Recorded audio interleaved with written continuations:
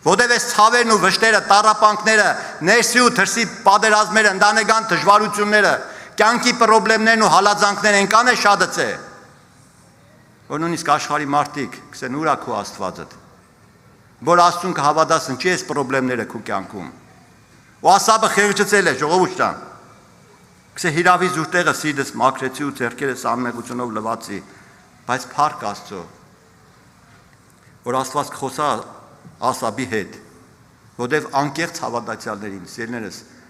Տերը այցելություն կենե, ու Ասաբը սավ մինչև որ Աստծո սրբարանը մտա,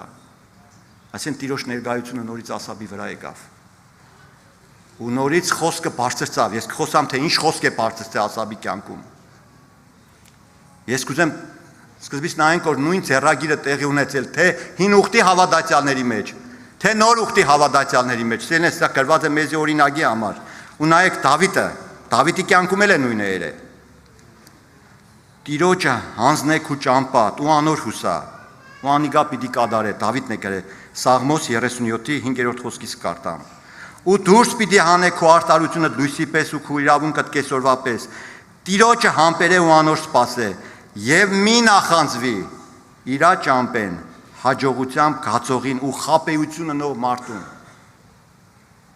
Այ Ասաբը կսե քիչ մնա նախանձվեի։ Դավիթը իրա հետ էլ է կադարվե։ Իրանել է անօրենությունը ուզեցել է ներգործել, Դավիթին է խեղճացել, բայց Դավիթը դավանեգը մի նախանձե։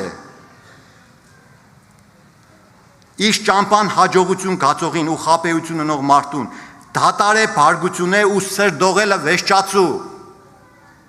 Մի նեղանա, որ չարություն չփորձես գործել, վասնզի չարագործները պիտի կորսվին, սակայն Տիրոջը համբերողները, նայեք Տերը կսեմ, ով որ մինչև վերջ համբերե։